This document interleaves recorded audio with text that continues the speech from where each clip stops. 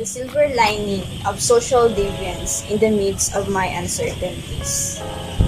I'm Erica May Gargar from SW215 with the code of 3547. Before we start, I would like to ask you a few questions. Have you ever in a situation or have you ever experienced to be invalidated and labeled as unacceptable because of your decision? Or have you ever felt or realized that you don't need to conform to the social norms just to meet the society's standards? Or have you ever been in a situation where you happen to interact with a serial killer or criminals, and after you found out the reason why they did such acts, a sudden changes of personal perspective happens to you? If your answer is yes, then stay! This video is for you! First, I'll share with you the facts and knowledge that I discovered while taking the subject course. Are you ready? Let's go! Now we will talk about deviance. So what is deviance? I initially don't have basic knowledge about deviance. All I thought was deviance only defines the harmful acts or malicious acts done by the criminals. But then as I go through this course, I discovered that deviance also defines people who doesn't want to conform to the social norms, and individuals who don't want to follow the rules and regulations of a certain group or a particular group. These individuals wanted to become unique for a reason. Maybe they crave for attention, or maybe it is in their nature to become different. According to William Graham Sumner, deviance is a violation to an established cultural and contextual or social norms, as well as the codified law. These are the actions that generate reactions to the actors from the social audience. As a social work student in this course, I gained insight about what really the deviance is, and I also learned and discovered some or several theories that would explain to the possible reason behind the deviant actions or the possible causes behind the deviant actions. Now, I'm going to share with you some of my knowledge about some important ideas that need to consider in deviance. First of all, did you know that some of the actions can be considered as deviant but not criminal?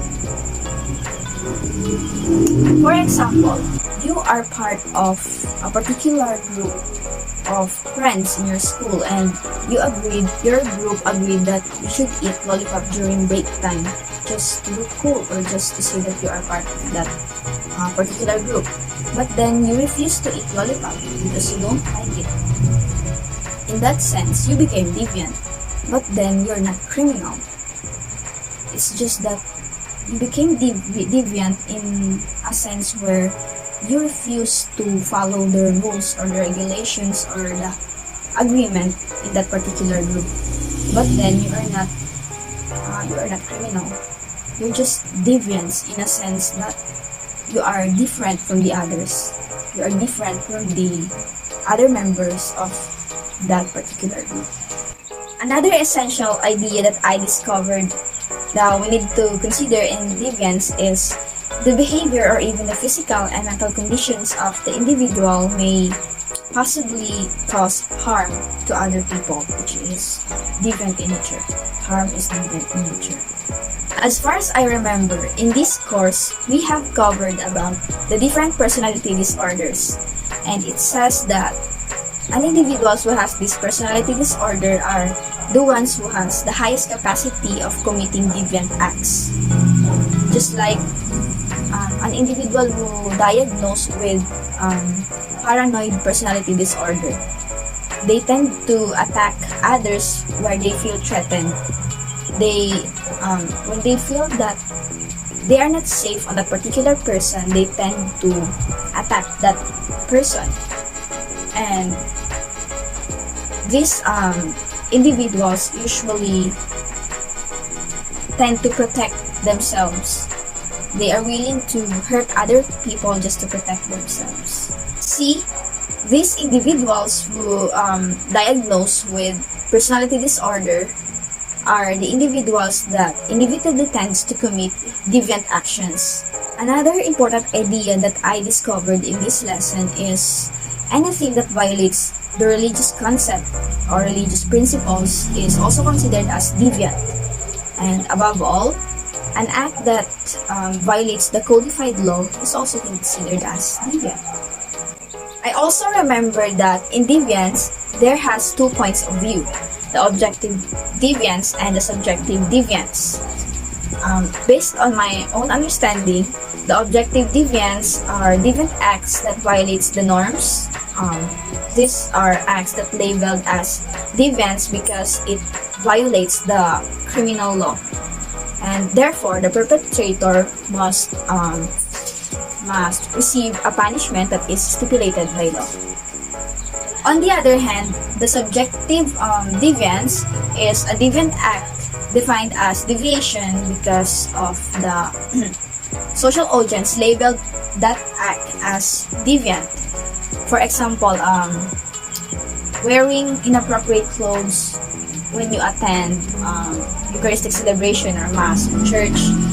Because of the judgment of those people that surrounds you, they think that your act of wearing inappropriate clothes is considered as bad, which is deviant. Earlier, I mentioned about the theories, and in this course, I learned and I discovered a lot of theories in deviance, and those theories explains why the deviant acts occur, and it helps me understand the reason behind those deviant acts. And I'm glad to share to you my 2 favorite theories in deviance, which are the neutralization theory and the Robert Merton's anonymity theory. The neutralization theory explains how the criminals involve themselves in law-breaking activities without feeling guilty. They usually use techniques just to avoid their guilt. Sounds interesting, right? That's why I like this theory. And another theory that I really like is the Robert Merton's theory, which is the anonymity theory. Robert Merton's anonymity theory is so relatable because this theory explains how a person experiences gap or incongruency between his goals and his available resources or available opportunities that he had. And when that happened, strain or tension occur. And if there is strain or tension occur, there are 5 adaptations that an individual usually uses to overcome it.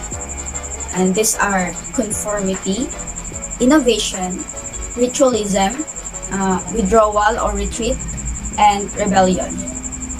And those 5 adaptations where individual usually uses just to overcome the strain or the tension that they experiencing, that's the time that deviant act exists. Basically, what I like about this anonymity theory is because it explains how an individual committed such deviant acts because of the discrepancy that he faces with where he has a certain goal which he can't achieve because of the lack of opportunity on his life. That's why he tends to commit such deviant acts. As a social work student, as I delve into this subject course, social deviance and social work, apart from knowing what really the deviance is, I also saw the essence or how relevant the deviance in the society, because I personally labeled it as silver lining, which means the brighter side of deviance, because I realized that without deviance, the world will be a disaster. Yes, because deviation promotes peace and justice. Because using deviation, the norms and the community standards of the society is also highlighted and emphasized. And because of that, I can say that deviation is not only a negative word, but it also defines, or there is also a shade of a positive side of it. Lastly, we will now talking about my personal thoughts about this course. And I can say that I am the main witness how essential or how significant this course is. Because those theories that I learned and discovered really made me change my perspective towards how I judge those criminals before I took this course. And I remember Aristotle, a famous philosopher, once said, "Everything happens for a reason." It is a simple and famous quote of him that hides a deeper meaning. And as I took this course, I just don't only prove that everything happens for a reason, but as well as I can now feel it. Because I can finally prove that everything really happens for a reason, because those criminals has a valid reasons behind those deviant acts that they committed. And I just want to add that I wanted to share my insights and little achievement as I took this subject course. And as a future social worker, it is really, really significant for me. Yeah, because it made me realize some sort of things, not only academically but also personally. Yeah, it really changed. I can say that it really changed my perspective as not only as a social worker student but also holistically. And I find this topic, or I find this deviance, deviation, very interesting and engaging, because I know that I am learning. I know and I am so sure that I learned something from Sir Melvin from this subject course. And most importantly, this subject course made me realize something that changes the way I think and plan to live. At first, I felt really lost and confused, and I don't even have a certain or main goal in life, and I don't really know why did I took this college course either. But then, as I continue studying in social work, and particularly this subject, it made me realize that those people who tend to commit deviant acts are the people who really need someone that would act as their medicine. A walking medicine that would help them heal their mind and soul, and as well as their wounded hearts. A walking medicine that would encourage their clean conscience to do what is right. And I wanted to be that person in their life. I wanted to be their walking medicine that would help them to be healed. And I want them to see the beauty of being good. I want to be their walking medicine, a walking butterfly that would heal their wounded hearts. I actually only realized this recently, because I'm a kind of person who can set a long-term goals. I'm always the coward one in the room. Maybe because I'm scared of disappointments. But I firmly believe that the moment I made a special promise to someone, especially to myself, I always do my best. I always do everything to make it happen. And finally, last night, when I'm on the verge of breaking down again because of my anxiety, I made a promise to myself to keep living and go ahead and be the walking butterfly of every person who needs a walking medicine in their life. And I think it's an enough reason for me to stay alive and continue living in this cruel world.